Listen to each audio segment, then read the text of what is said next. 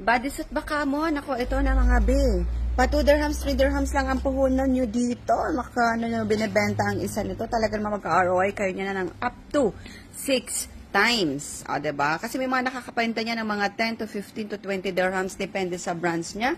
Tsaka siyempre sa kalidad. Pero yung mga grade A bodysuit natin, mga B, tinan mo naman. Ang gaganda ng kanyang quality. Talaga namang pabago-bago pa ito, mga loves ko. O, diba? At tsaka, ayan, tinan mo mga big brands siya, o. Diba? Lahat pin-up. Kaya, kahit grade A dito, inaano natin na hinahandpick natin mga loves.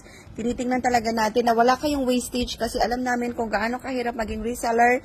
Ayan, kapag isa-isang piraso tapos may mga wastage pa kayo. So, wala na kayong space para tambakan ng mga damage. Ay, may mga tag pa si Sanjeev. Oh, wow naman. O, diba? Pa-next yan.